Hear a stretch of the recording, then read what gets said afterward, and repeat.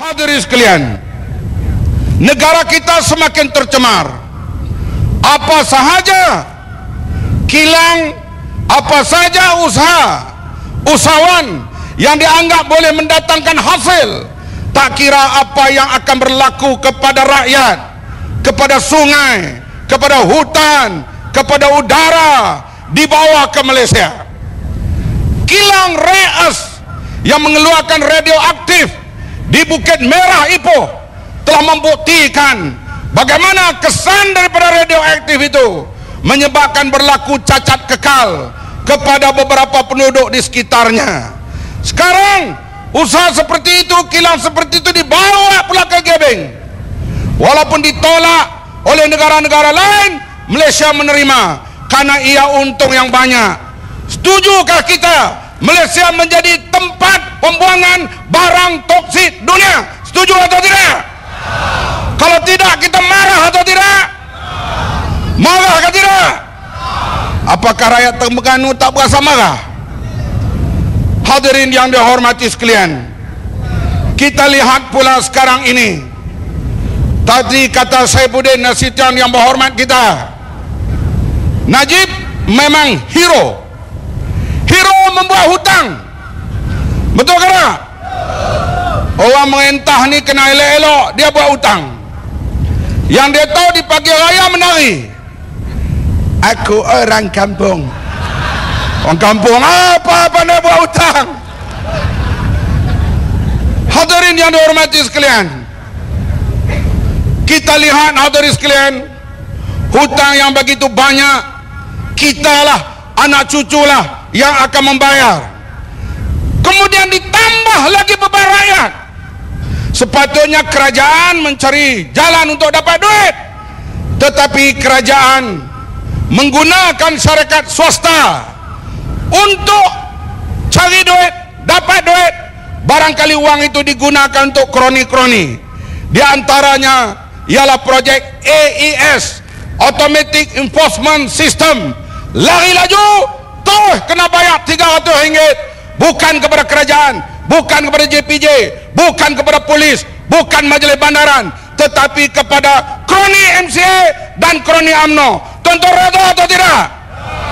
Marah ke tidak? Marah ke tidak?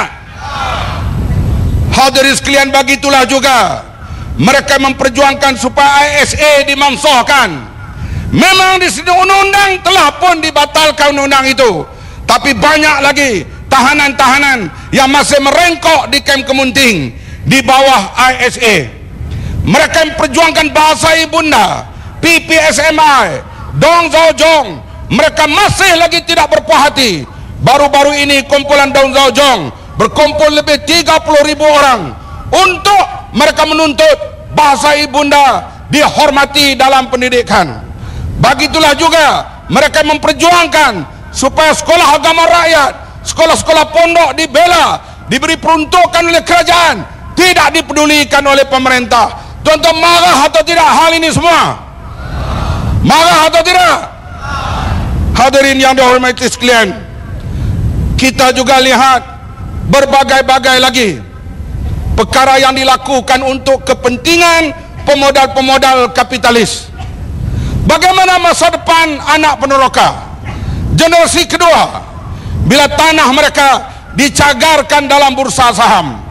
Kita tahu siapa yang memiliki modal, siapa yang menguasai, maka mereka lah yang akan memilikinya pada masa hadapan. Oleh itu mereka meletakkan tanah-tanah felda dalam bursa saham. Ianya memberi satu bahaya kepada kedudukan pemilikan peneroka pada masa yang akan datang. Betul ke tak? Inilah lahirnya anak hadirin sekalian yang diketuai oleh saudara Mazlan Aliman dan rakan-rakannya bergerak ke seluruh negara menentang satu usaha untuk menswastakan, memperniagakan tanah-tanah ini yang kita lihat dalam jangka panjang yang boleh memberi bahaya kepada peneroka felda itu sendiri. Hadirin yang dihormati sekalian, begitulah juga kumpulan Jerit, kumpulan yang memperjuangkan Setinggan dan semua NGO yang lain. Pakatan Rakyat pula hadirin sekalian akan berusaha mengambil alih Putrajaya. Setuju atau tidak? Pas dengan gerakan hijaunya. Kita mula gerakan hijau. Hijau menuju Putrajaya. Kita mula di Stadium Darul Aman Al-Usta. Himpunan dari kehadiran puluhan ribu. Yang kita lihat, ianya berlaku dalam suasana aman dan tentram. Menjelang himpunan bersih, ketua-ketua polis memanggil saya untuk diberitahu bahawa pihak polis tidak izinkan himpunan kerana peniaga-peniaga Kuala Lumpur tidak setuju orang ramai datang. Pelik hadirin sekalian, peniaga tak setuju orang ramai datang. Pelik ke tidak? Saya beritahu kepada ketua polis itu, hantar peniaga itu meniaga di Ulu Tembeling, tempat tak ada orang. Kemudian ketua polis wilayah pula mengatakan, kami akan memasang pagar berduri di depan kedai-kedai di Jalan Tunku Abdul Rahman. Saya kata, tuan, bukan setakat pagar berduri, rakyat akan rempuk, kandang babi pun kami masuk kalau gas pembedih mata dilepaskan. Betul ke tak? Belum tentu babi dengan kita siapa yang lari lebih laju. Hadirin sekalian, kita buktikan himpunan kita di Stadium Darul Aman Kedah melimpah hingga keluar. Memang peniaga-peniaga marah. Mereka cadang nak buat tunjuk perasaan di depan rumah Menteri Besar Kedah. Kerana apa? Kerana mereka meniaga terpaksa tutup pukul 8 malam. Makanan habis dijual sebelum pukul 12. Kenapa tak beritahu kami? Orang ramai nak datang. Inilah hadirin sekalian. Artinya tanpa gas pembedih mata, tanpa tekanan, kita boleh berhimpun dalam keadaan aman dan tentram. Setuju? Diikuti dengan himpunan hijau di negeri-negeri, berakhir di Macang, Kelantan. Kemudian keadilan pula Merdeka Rakyat bergerak dari satu negeri ke negeri, daerah ke daerah, kampung ke kampung, dengan menaiki bas. Mereka rejam bas dengan cat merah. Mereka baling telur ayam, baling batu. Sehinggalah Datuk Seri Anwar akhirnya naik jet. Mereka tak dapat baling batu. Mereka terus mengganas dalam himpunan-himpunan Merdeka Rakyat, termasuklah yang berlaku di Gombak. Tetapi Merdeka Rakyat terus sehingga hari ini untuk mengajar rakyat buat perubahan dan menuju ke Putrajaya. DAP pula dengan majlis jamuannya, ceramah-ceramahnya, sehingga majlis jamuan di Johor Bahru, anjuran DAP dihadiri lebih daripada 10,000 orang. Ada yang beli tiket makan, yang tak beli, yang beli tiket tak makan, yang tak beli tiket makan pun ada. Tapi bukan penting soal makan tak makan. Artinya orang Tionghoa bangun di Johor sekarang menolak Barisan Nasional. Sehingga di Johor sekarang orang bercakap, bukan MCA tinggal berapa kerusi, MCA tinggal berapa orang. Tambahan pula ketua MCA jenis tunjuk belalai merata cerok. Hadirin sekalian, semua ini sama ada jerit, pekek, JMI, PPSMI, anak, royalty, oren, merah, semuanya bersatu untuk adakan himpunan kebangkitan ummah yang akan berlangsung pada 12 Januari di Kuala Lumpur. Boleh hadir atau tidak? Wajib hadir. Kita dah mulakan himpunan ini di Seremban pada 3 hari bulan November. Diikuti dengan himpunan di Kelantan 16 November. Stadium penuh dan melimpah. Sehingga Tok Imam sembahyang hajat terkejut. Selalunya dia tengok 5-16 orang sembahyang hajat. Malam tu ibu, dia pun terkejut. Dia pun doa, KO UMNO, UMNO KO. Doanya itu sesuai atau tidak serah pada Ustaz Abu Bakar Cik. Tapi saya nak sebut di sini kegaguman, dan barangkali imam itu melihat bahawa bagaimana rakyat Kelantan diinayai dalam bentuk royalty, diinayai tidak buat lebuh raya, padanglah dengan doa seperti itu. Betul atau tidak? Betul atau tidak? Kemudian diikuti dengan himpunan. Seterusnya kita lihat di Kedah pada 7 hari bulan, diikuti dengan Pahang 9 hari bulan, Melaka 8 hari bulan, Johor 1 hari bulan Desember.